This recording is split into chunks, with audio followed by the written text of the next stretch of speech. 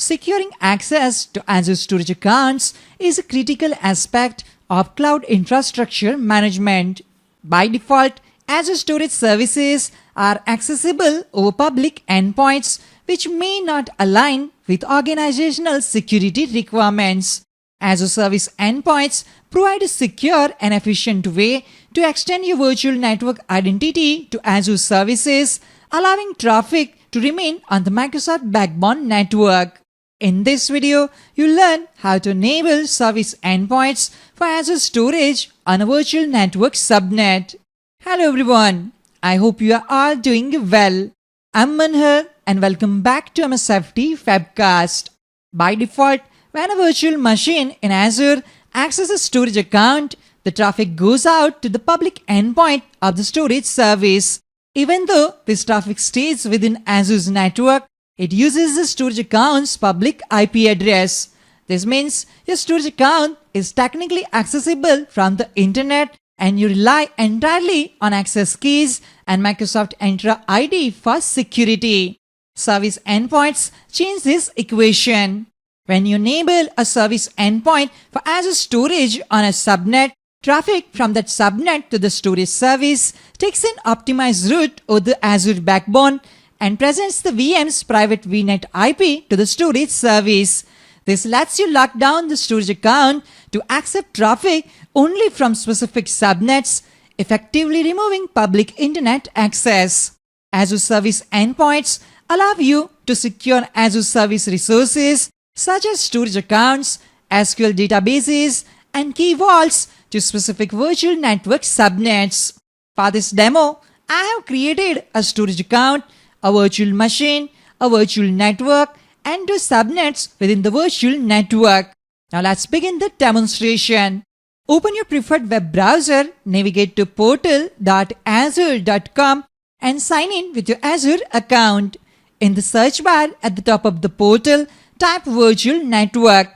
Under Services, select Virtual Networks. Here, you can view all the existing virtual networks in your Azure environment. Click on the virtual network name to open the Properties page. Expand Settings and click on Address Space. We can see that the IP address space of this virtual network is 10.3.0.0/16. Under Settings, click on Subnets. We have created two subnets within this virtual network. Step 1.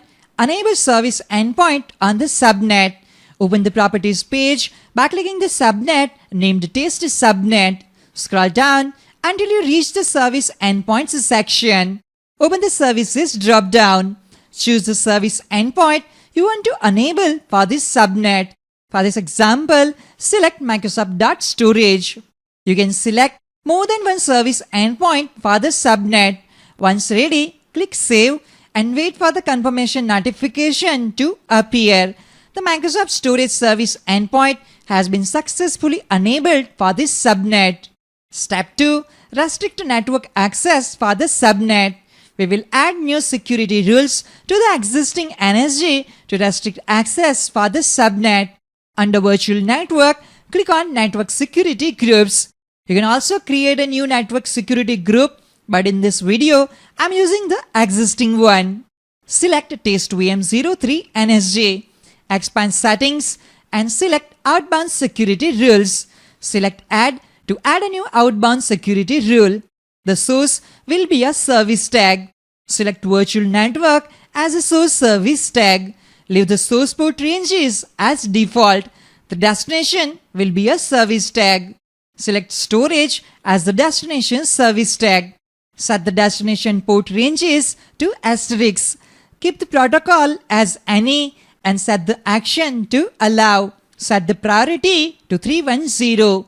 Provide a meaningful name for this outbound rule such as allow storage all.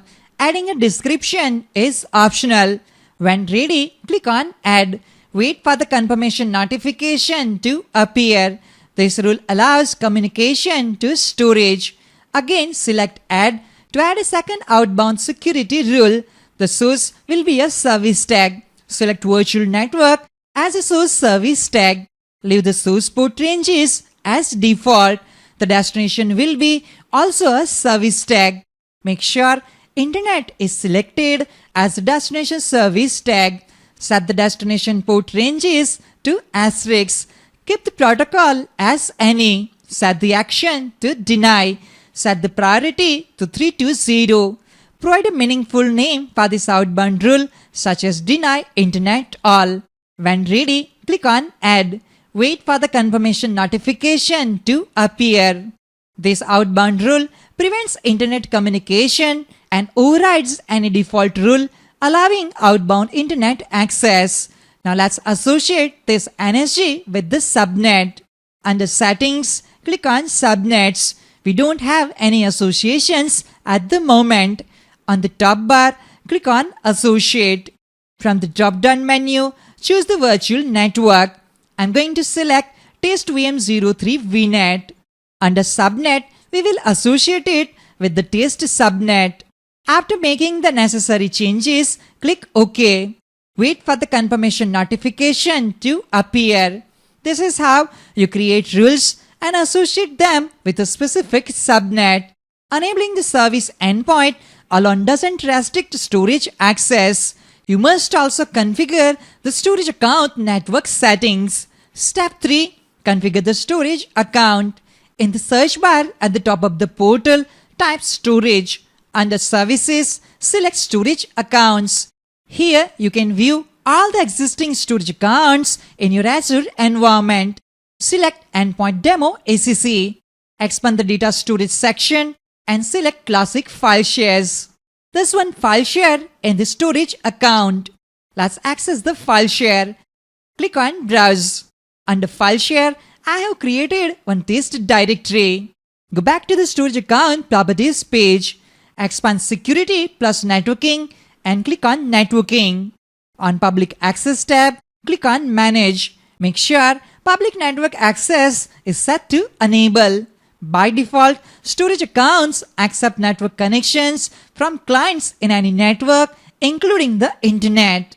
So we need to deny network access from the Internet and all other subnets in all virtual networks except for the test subnet in test-VM03 VNet. Under Public Network Access scope, choose Enable from the selected networks. Click on Add a virtual network and select Add existing virtual network. Make sure you select the correct subscription. Under virtual network, select the appropriate one if you have multiple. I'll select test-VM03 VNet. It will list all the subnets available in that virtual network. I'm selecting the test subnet. Once ready, click Add. Review the configuration, then click Save when ready. Wait for the confirmation notification to appear. At this point, only resources from the approved subnet can access the storage account. You can validate the configuration from a virtual machine located in the approved subnet. Step 4. Validate connectivity. Under Data Storage, select Classic File Shares. Click the file share to open its properties. On the top bar, click Connect. This step provides a script to map the file share on your client machine. The script depends on your client platform. Since we are using Windows, stay on the Windows tab. Note the drive letter, which is Z in this example. Make sure the storage account key authentication method is selected. Click Show Script and copy its content. Let me connect to the test virtual machine via Azure Bastion. We are now connected to the test virtual machine using Azure Bastion. In PowerShell, run the get-volume command and press enter. As you can see, there is no volume with the drive letter Z. Paste the copied script and press enter. Wait a few seconds for the command to complete. The network drive has been successfully mapped on this VM. Run cdz and press enter. Next, run ls to view the files and directories in the map drive. We can see the test directory from the Azure file share, which confirms that this machine has access to the storage account. Now let's check the second condition. According to the NSG rules, this VM should not have internet access. Type the command ping google.com and press enter. Based on the replies, we can confirm that this VM cannot access the internet. The request to access the storage account will succeed if the VM is in the authorized subnet and the firewall permits the subnet. Any other virtual machine in a different subnet that tries to access the storage account will fail. Azure Service Endpoints provide an effective way to secure Azure Storage accounts by restricting access to specific virtual network subnets while keeping traffic on the Microsoft backbone network. That's all for this video. I hope you found this video helpful and informative. If you have any questions or comments, feel free to leave them below. Don't forget to like and subscribe for more videos on Microsoft Azure and other Microsoft related topics. Thank you for watching and I'll see you in the next video. Have a great day.